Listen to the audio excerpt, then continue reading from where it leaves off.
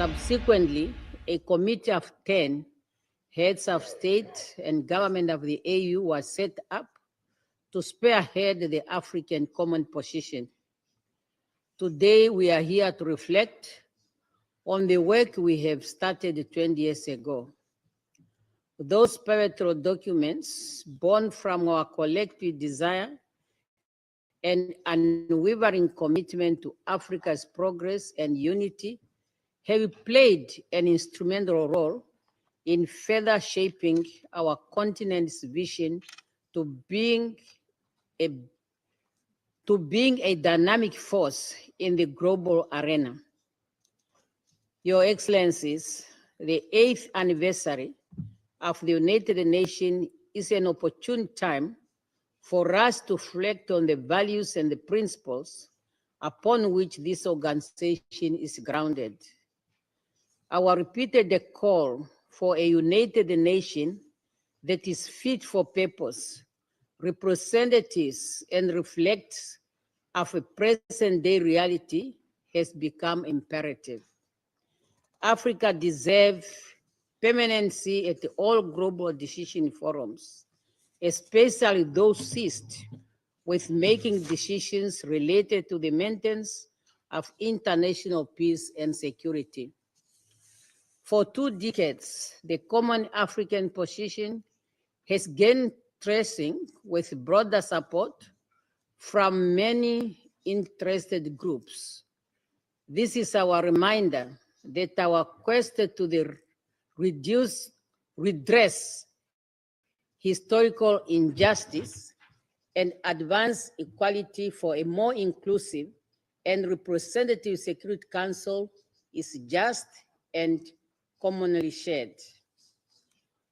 Allow me to acknowledge with gratitude the immense support from all interested groups for the Common Africa position, which culminated in the recognition of Africa as a priority and a special case in the reform process, as reflected in the outcome document of relevant United Nations process, including the PEC for the future. While the reform process continues, Africa should be proud to have sustained a unified voice within the intergovernmental negotiation since the inception of this process. As we prepare to submit the Africa model on UN reform, we call on the 5 permanent members of the UN Security Council to lend their support to us, to stand on the right side of history, and to ensure justice for future generations. Africa is not asking for handouts. We are demanding our rightful place in a council that is tasked with the maintenance of international peace and security, a matter that greatly concerns us, our children, and our children's children. Chairperson, as I conclude, I wish to state that 2025 also marks the 30th anniversary of the Beijing Conference on Women and the 25th anniversary of the UN Security Council Resolution 1325 on women, peace, and security. Therefore, as Africa strives for equal representation in the world's premier peace and security body, we must also ensure that African women and women from other parts of the world are equally participating in important peace and security decision-making platform at the national, sub-regional, continental, and international level. I will not end without thanking Your Excellency, President of the Republic of Sierra Leone, for the great leadership you have provided to the C-10 as a coordinator over the years. Your leadership is highly commendable and is bearing fruits for Africa. I thank you.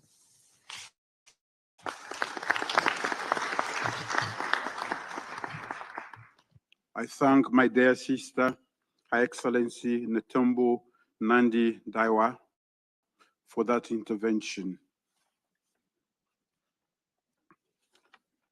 We now go to the Vice President of Equatorial Guinea. You have the floor, please.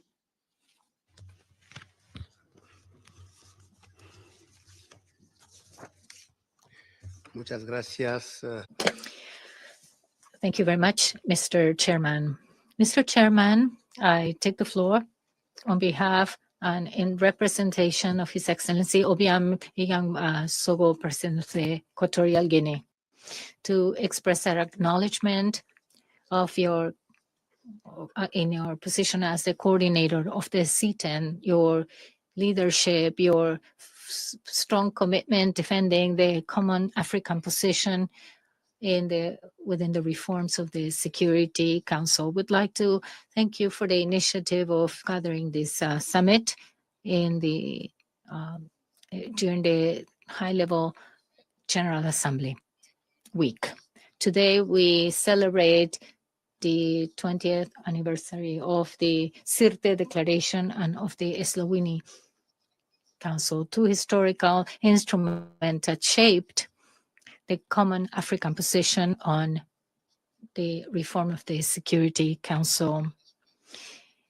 After 2 decades, it shows strongly the soundness of our unity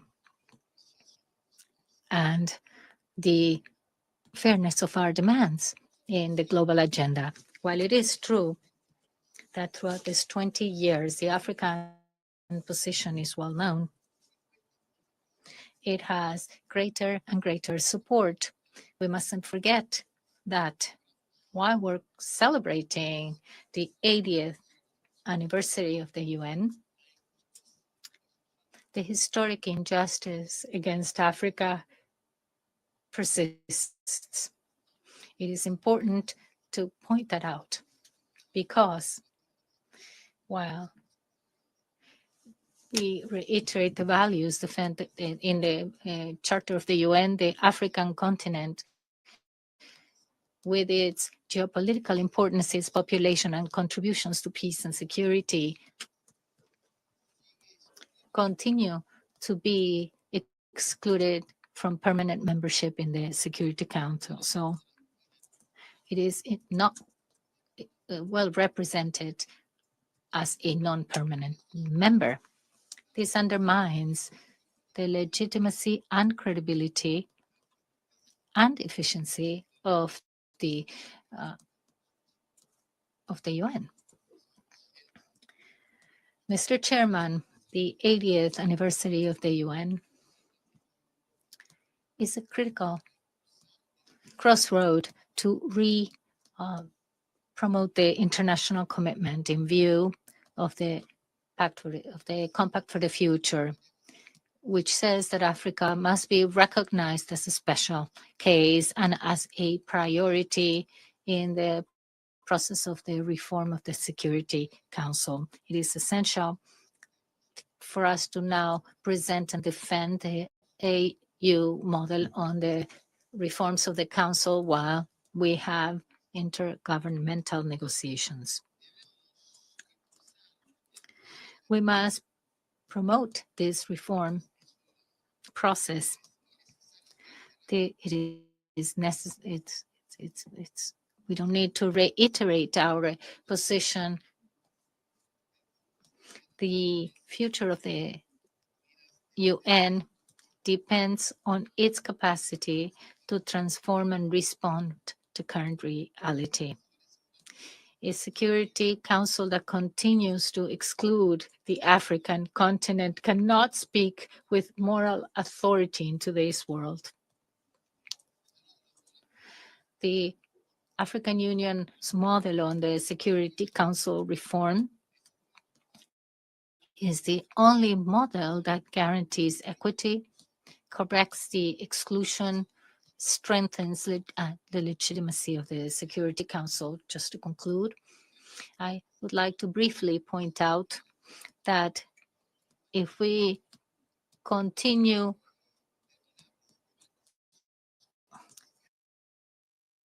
if the reform continues on these endless debates about whether Africa deserves or not its place as a permanent member on adequate and an inadequate representation as non-permanent, then the process runs the risk of losing its credibility and purpose. How many more declarations, pacts, results must we have repeating what we've known for so long? Africans' exclusion constitutes a injustice. Before taking concrete steps, how many more intergovernmental negotiations must we have? We cannot reach 100 years of these organizations and celebrate that if this injustice persists. Our voice must be high and clear.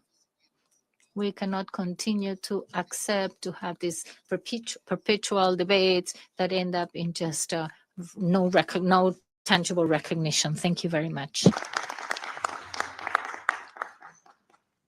I thank the Vice President for his intervention. I now give the floor to the Vice President of Uganda. You have the floor, please. Your Excellency Manuel Lorenzo, President of Angola and Chair of the African Union, Your Excellency Mada Bio, President of Sierra Leone and Coordinator of the C-10 and also Chair of this session,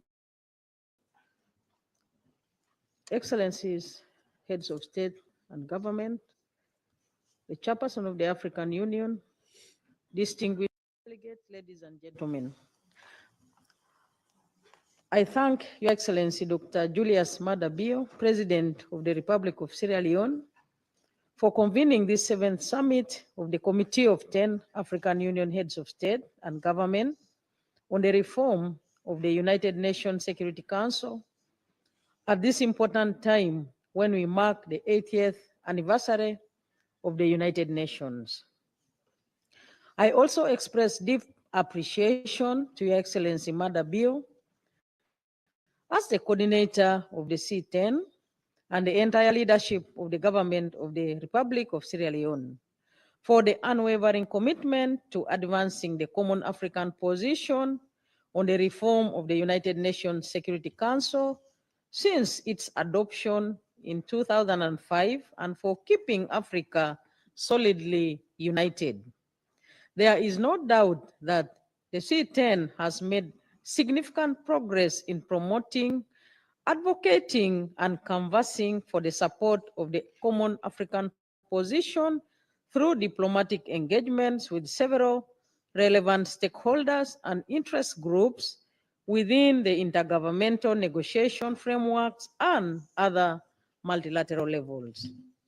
Uganda remains committed to the mandate given to us by the African Union to promote, advocate, and canvass for support of the common African position on the reform of the United Nations Security Council as stipulated in a Swahili consensus and the SATE declaration.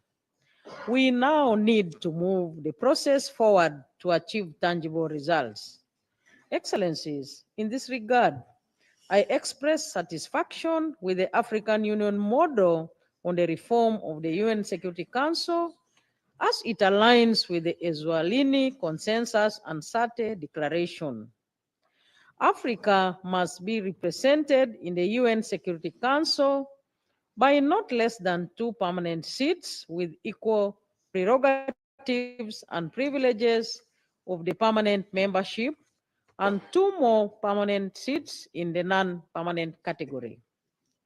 The time is now for the genuine demonstration of the political will by the 5 permanent members on the UN Security Council to consent to the full reform of the Council to make it more inclusive, just, equitable, transparent, responsive, and democratic.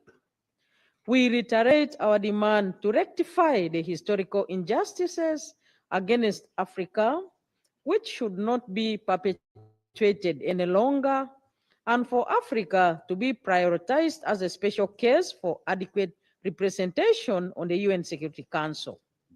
We need to step up building the Africa we want in accordance with the vision of the African Union, cohesive, secure, prosperous, united, and speaking with one voice on all aspects of the UN Security Council reform process, thus fostering the maintenance of international peace and security for global development. As I conclude, we remain steadfast in our demand for the immediate full reform of the UN Security Council and for Africa to be adequately represented in both permanent and non-permanent categories in line with the common African position. Any further postponement of the Council's reform process undermines Africa's interests, the maintenance of international peace and security, and global development. I thank you, Mr. Chairman.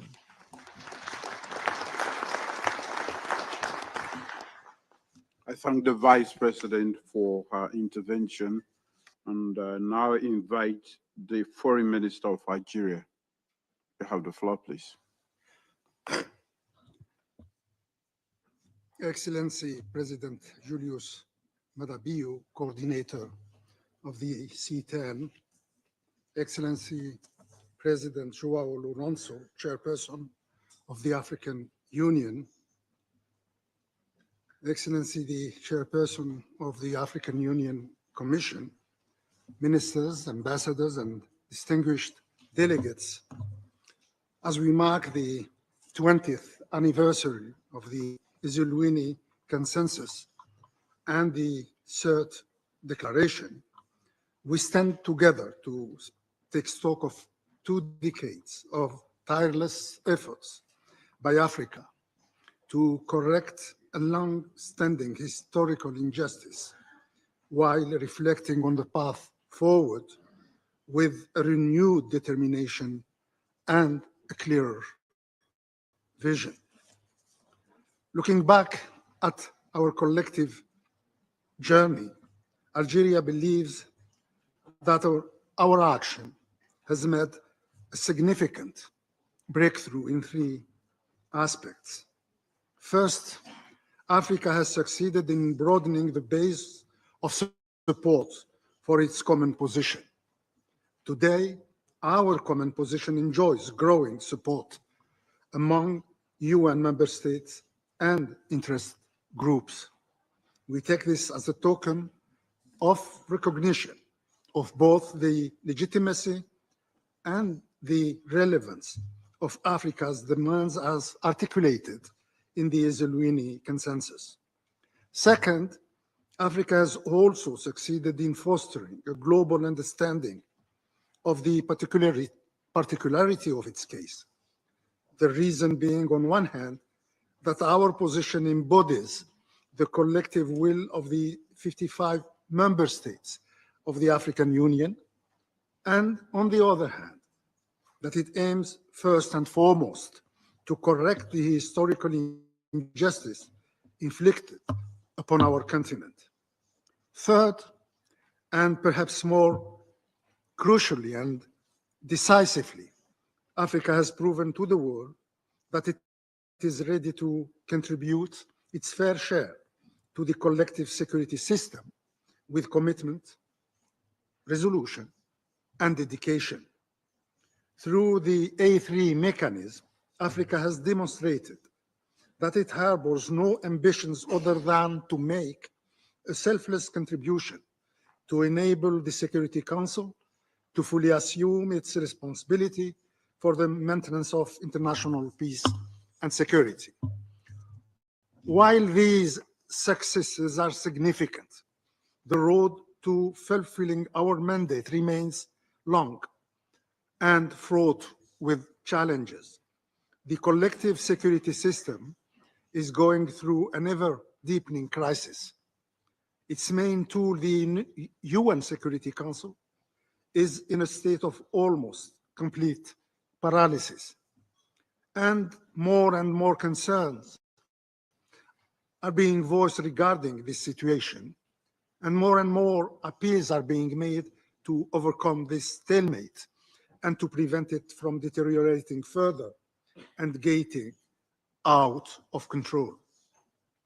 In view of this situation, our commitments are twofold.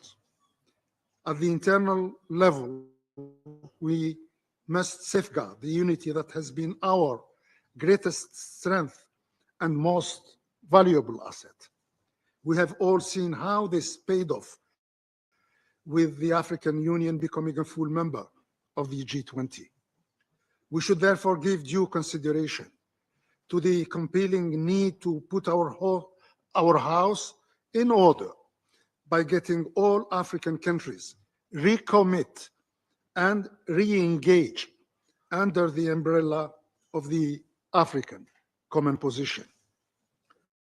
At the external level, our committees ought to remain fully engaged in the intergovernmental negotiations process, IGM.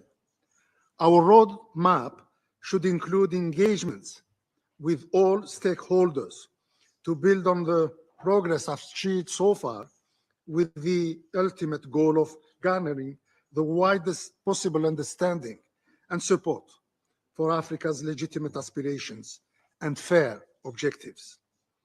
We are indeed duty-bound to remain faithful to our common position because it is sound, because it is fair, and because it is fully responsive to our collective concerns and interests.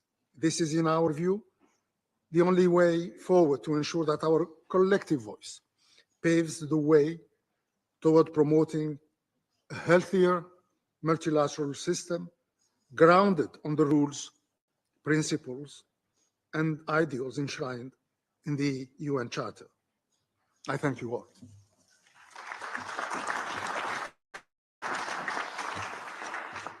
I thank the Honorable Foreign Minister for his intervention. I now call on the Honorable Foreign Minister of Congo to take the floor. You have the floor, please. Merci, Excellence. Thank you, Your Excellency, President of the Republic of Sierra Leone. Your Excellency, Lorenzo, President of the Republic of Angola and current chair of the African Union, the chairperson of the Commission, ladies and gentlemen, dear friends, I'm speaking on behalf of His Excellency President Denis Sassou Nguesso, who mandated me to represent him here. Before I go forth, I would like to commend your personal commitment in the untiring promotion of the interests of our continent. This commitment is further strengthened today through this meeting at a time when Africa is taking up resolutely the challenge of being involved in global governance so as to assume its full responsibility in the Committee of Nations. Increasingly, we are witnesses to changing geopolitical situations, and this has called on us to embark upon a reform of the Security Council. We can also bear witness of the fact that the Security Council has found it very difficult to resolve some crucial and urgent security issues in an equitable way. Hence, the question that will legitimately come to our minds is that of knowing whether a wider representation within that body would not lead to greater efficacy of its work. And it is our conviction that an expansion that takes into consideration the size and the role of Africa in this context, taking into consideration the representation of the continent in this body will be most adequate. We believe that 2025, which is also the 20th anniversary of the Eswelin Consensus, as well as the CERT Declaration, and also the anniversary of the United Nations, the establishment of the United Nations, all concur to require of to reconsider this situation and embark on the reform that we thought of during the Pact of the Future. It is necessary to reform the Security Council, and this has been more evident in the current geopolitical situation. And in this debate, Africa has always sought to promote greater dialogue, expanding it to different interest groups and stakeholders. And this is why we also have relations with the 5 permanent members. And we do hope that in the context of this celebration of the 20th anniversary, we will be able to re-energize the multilateralism, particularly for the benefit of Africa in this context where the greater part of issues dealt by the Security Council concern Africa. Thank you for your attention. Monsieur le Ministre, Thank you, Honorable Minister, for your statement. call on the Foreign Minister of Zambia to take the floor. Thank you very much, Your Excellency Julius Maada Bio, President of the Republic of Sierra Leone and Coordinator of the AU Committee of 10. Your Excellency João Manuel Gonçalves Lourenço, President of the Republic of Angola and Chairperson of the African Union. Your Excellency Mahmoud Ali Yusuf, Chairperson of the African Union Commission. Your Excellencies, Heads of State and Government, Honorable Ministers, distinguished ladies and gentlemen. I wish to thank you for giving me the opportunity to contribute to this very important discussion on behalf of President Hakainde Hichilema, President of the Republic of Zambia, who has mandated me to deliver this statement on his behalf. Allow me at the outset to join delegations that have spoken before me to thank the coordinator of the C-10 for convening this important engagement to commemorate 2 landmark milestones in the ongoing pursuit of equitable and effective reform of the United Nations Security Council, the Eswelin Consensus and the CERT Declaration. These historic instruments stand as a testament to Africa's unwavering commitment to global peace, security, and the principles of justice and fairness within the international system. Your Excellencies, the Eswelin Consensus and the CERT Declaration adopted by the African Union in 2005 embody the collective African voice demanding meaningful reform of the Security Council. These instruments underscore the continent's firm stance on expanding both permanent and non-permanent membership to better reflect the geopolitical realities of the 21st century and to ensure Africa's rightful representation and influence in matters of international peace and security. The committee's tireless efforts to build consensus among all UN member states reflects Africa's dedication to constructive dialogue, inclusivity, and multilateralism. We reiterate our commitment to a transparent, accountable, and representative Security Council which can effectively address the complex security challenges facing our world today.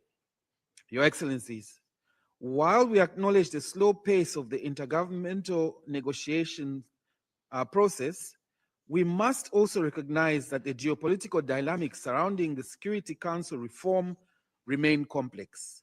Yet we cannot afford to be complacent. The time has come for us to reinvigorate our strategy, particularly how we engage with our P5 counterparts and the other influential stakeholders. To this end, allow me to highlight 3 key approaches as recently affirmed at the 13th C-10 ministerial meeting held in Lusaka in June this year. 1, enhancing high-level political engagements. We must scale up direct dialogue at the highest political levels with our counterparts, the permanent members of the Security Council, and other strategic actors. Our engagements should translate into tangible political support for the common African position. 2, leveraging multilateral platforms. Africa must continue to use its collective influence in multilateral forums, including the African Union, the Non-Aligned Movement, and the G77 plus China, to build broad-based coalitions that support our call for a fairer and more representative council. 3, strategic communication and diplomacy. It is imperative to recalibrate our diplomatic messaging. We must assert clearly and consistently that Africa's demand is not a favor, but a matter of historic justice, sovereign equality, and global legitimacy. Africa's 54 member states represent more than a quarter of the UN membership, yet remain without permanent representation. This status quo is neither tenable nor justifiable. Your Excellencies, as we commemorate this 20th anniversary, let us renew our unity of purpose and sense of urgency. The Ezuluni Consensus remains our guiding framework. Let us guard it jealously, promote it proactively, and implement it strategically. We owe it to the generations before us and the future of Africa to ensure that Africa is not just present at the table of global governance, but is a permanent, influential voice in shaping the decisions that affect our continent and the world at large. Your Excellencies, I thank you.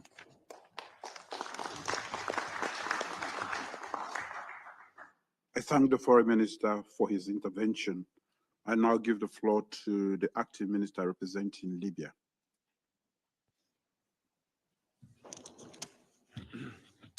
Bismillah ar-Rahman ar-Rahim. In the name of God, Dr. Julio Mayo Bio, President of the Republic of Sierra Leone and the coordinator of the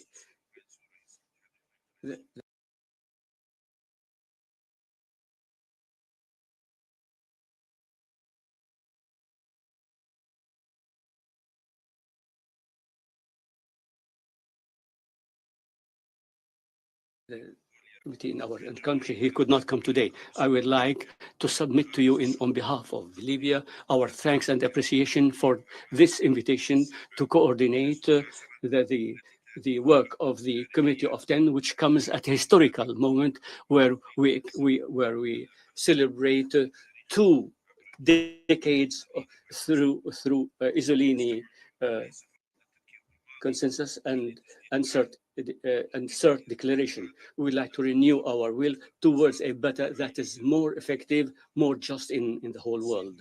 Mr. President, this is not a crossing station, but this is one of long series of activities and meetings that have been held for 20 years in different African capitals. This reflects our commitment and our political will in order to get our legitimate rights in our inside the Security Council. This was the result of our common struggle, which resulted to certain agreements. And we are going to submit our model for the reform of Security Council. This reflects how Africa has been moving towards building our future. I would like to remind you the points that were reflected during the sixth comment by our president, which is the importance of the political history at all levels. And we have to confirm the just representation Security Council, as we know, veto has become a means in the hands of large countries in order to achieve their own interests and the interests of their friends. We ask for the abolition of veto or to reform it. The reform of Security Council should achieve fairness to all countries and should be and we reject the fact that Security Council has been neglecting African questions. My country confirms that it is necessary that the voice of African countries should be united in asking for the reform of Security Council to make it more representative, more transparent, and more democratic through recognizing the historic injustice against Africa. And as you know, we represent more than 50 countries inside the United Nations. We have to apply also the pact for the future, and we have to recognize what is going on in the world now. The unity of African position necessitates that we have to work hard through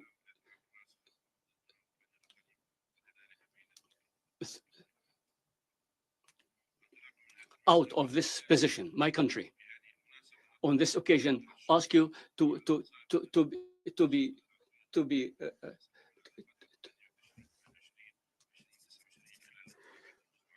during the elections in the General Assembly in 2027. We hope that you will support our candidacy for non-permanent countries in the Security Council. We confirm our African position, and we are going to consecrate all our means to achieve our objectives. And we have to speak in one voice so that we can achieve the desired objective, and our people can take the right place in the field of decision making. I thank you very much.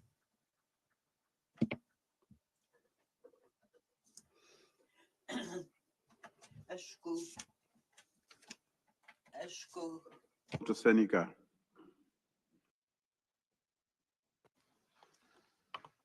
Merci beaucoup, Monsieur le Président. Thank you, Chair. We like to acknowledge the presence of His Excellency Charles Lorenzo, the Chairperson of the African Union. And as I start this statement, I would like to seize the opportunity to convey the brotherly Tunaingia vijijini,